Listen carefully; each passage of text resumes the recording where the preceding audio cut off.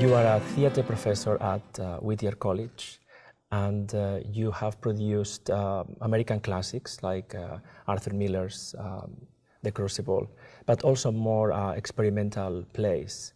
I think one of them is Love and Information by Carol Churchill. Yes. You have directed two plays by Nilo Cruz, Lorca in a Green Dress and The Beauty of the Father.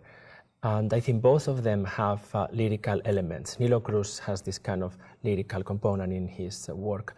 Do you think those plays have informed you or pushed you to write more poetry? I can't say it's just those two plays that inspire me to write poetry. I feel like when I'm involved directing, because so many images and challenges come up, my mind does think lyrically, and that's when I do want to write poetry a lot.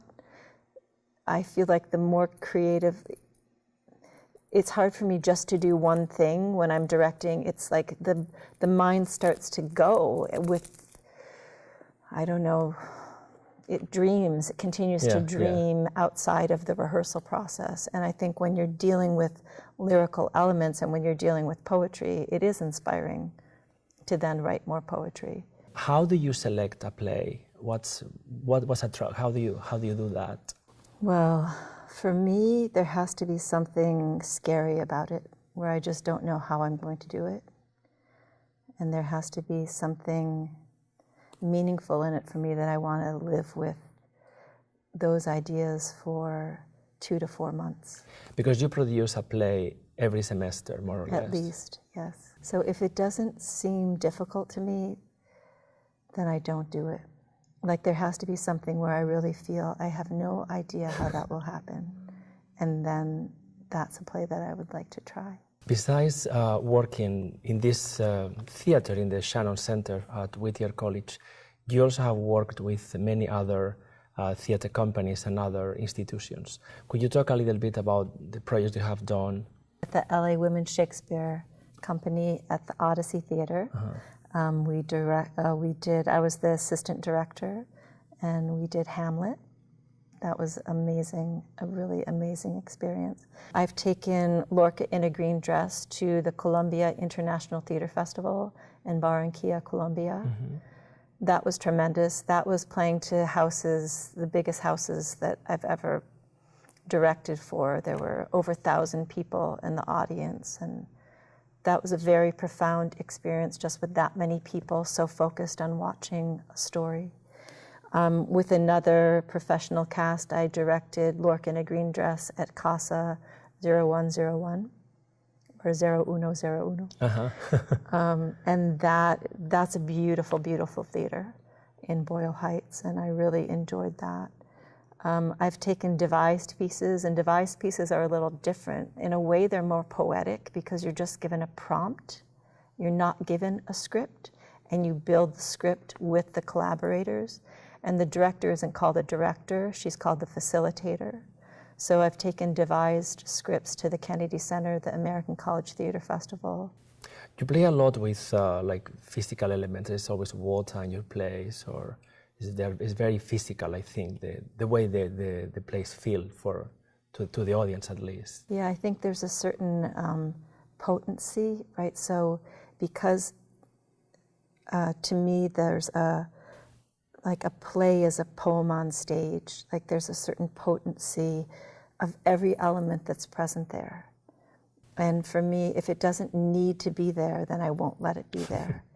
And if it's there, then it needs to be both potent and porous so that the audience can project onto it. It's not restrictive in terms of this thing only means this thing. So there's a space in the play for the audience to go in and to complete the play. Yeah. Your actors always look very happy. I mean, not the character. If it is a tragedy, they look terribly sad, of course. But there is something joyful about the actors. I always have seen that. It's one of the things I really like of the plays. Like you can tell they are comfortable, they are happy, they like the experience of being on a stage. I hope, I don't know if this is true, but I hope it's because in the process, because theater is so collaborative, I think that in the process, you connect with yourself on a new level, but then you're also connecting with the other people that you're working with. So I think that when you really feel that with the community, whether it's a very small community or a large community, I do think that that's a joyous experience because there's a sense of belonging.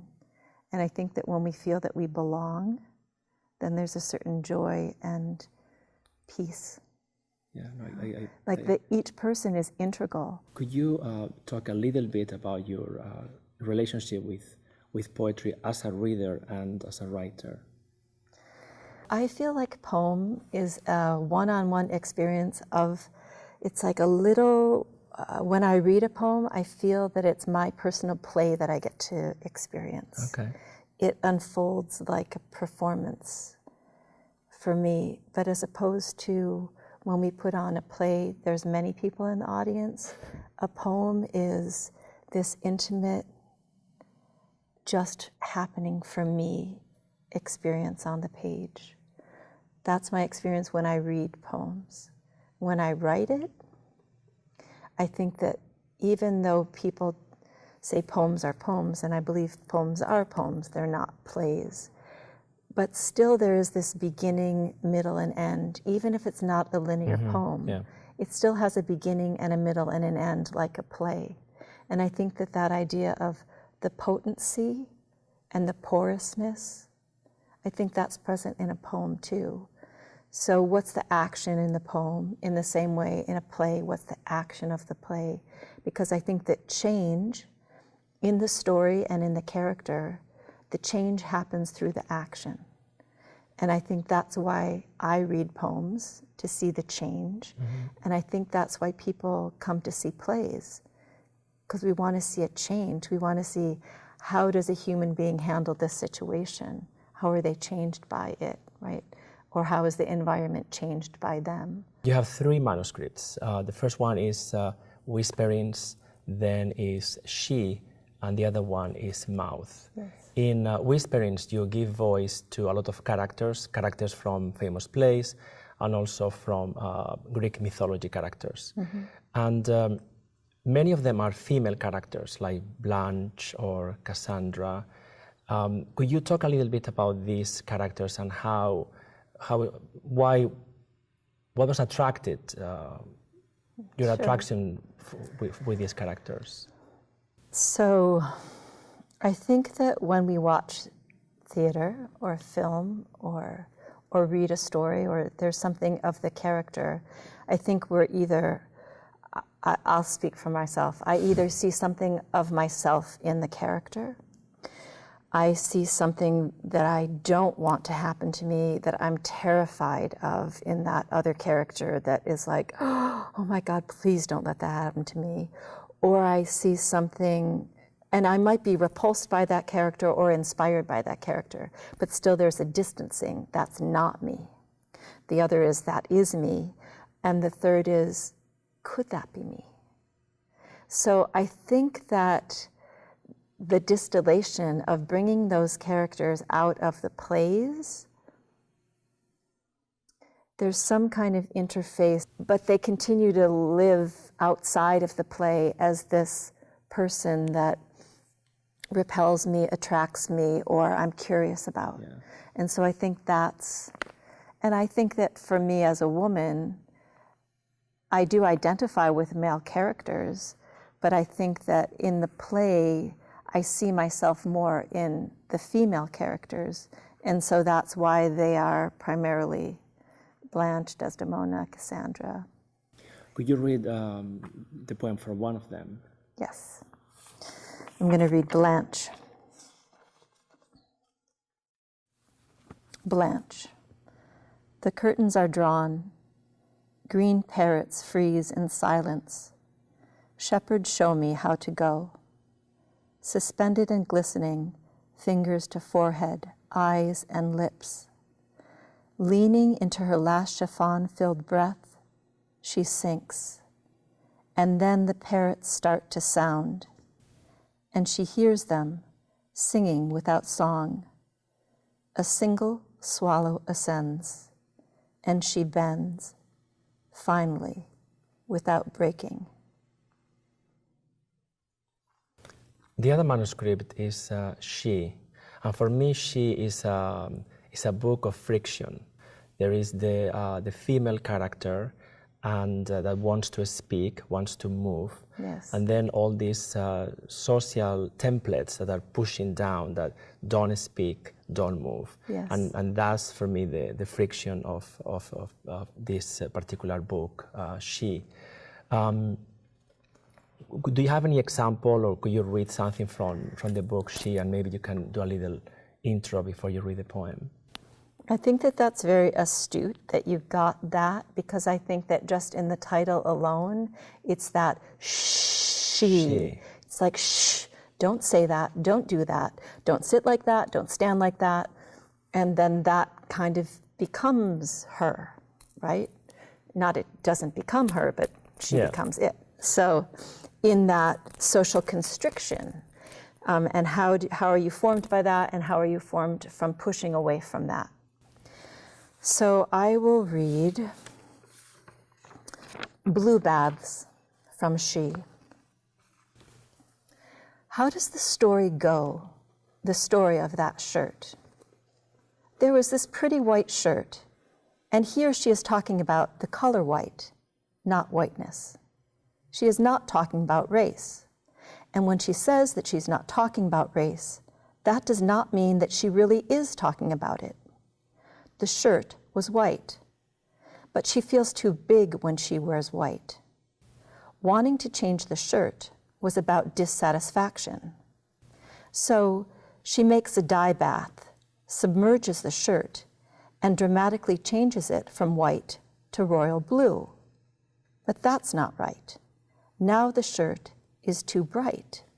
So she makes a bath of evening blue, and for a time, that color seems to be just fine. She wears the shirt twice, unaware that her armpits are recording time. Then, while dyeing other clothes, just for kicks, she submerges the shirt in navy blue, wanting to make just fine even better. She has a passing thought to wash the shirt before dyeing it again, but then she forgets. Her sweat makes purple armpit clouds in the dark and pointing blue. She tries to undo the stigma by removing all the color, but time moves in one direction only and cannot be undone. She weakens every fiber by drowning it in bleach. The stains lighten, but do not disappear, and instead now look like blood-stained underpants. She scrubs to remove the evidence, but the shirt bears her permanent marks of transgression. Possessed, she again changes the shirt, and it is very much like that first royal blue, but now with shadows of the past. She wonders if it will just fall apart, exhausted from the trauma of improvements, because she just couldn't like it the way it was. And then the other collection is Mouth. Mouth to me feels like the most private, more confessional of all the three collections. Was Mouth the most difficult to write?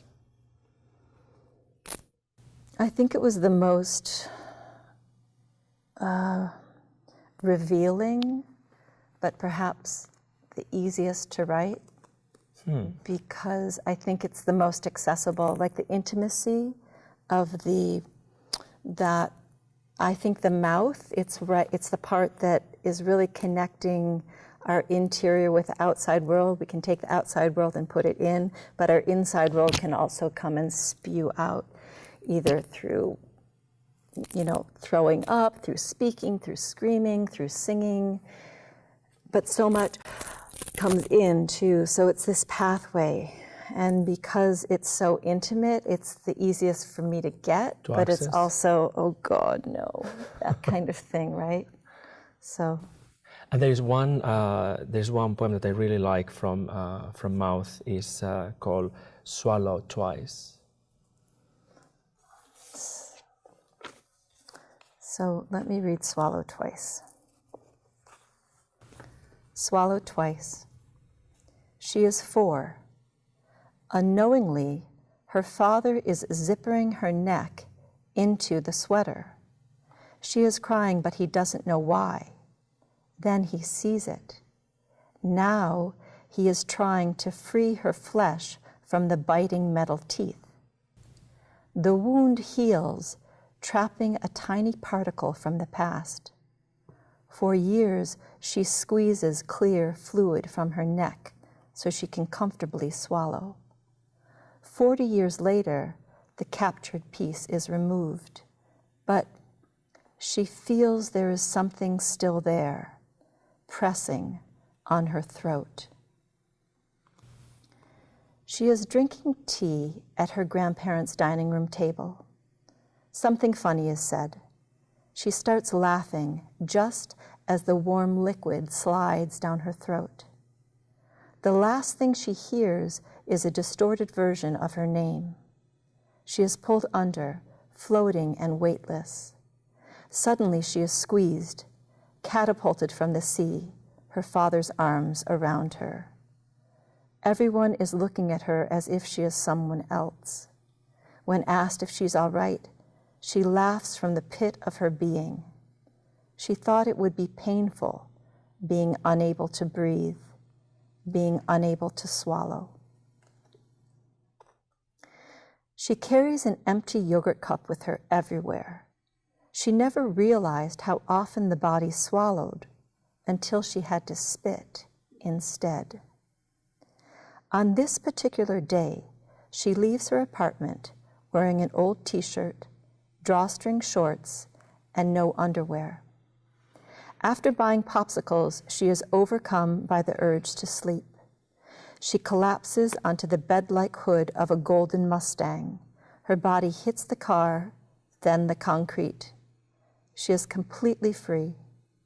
Far from herself, she hears the whirl of high-pitched sounds. She knows that something unexpected has happened, and that she should not have left without wearing underwear. Thank you very much, Jennifer. Thank you so much.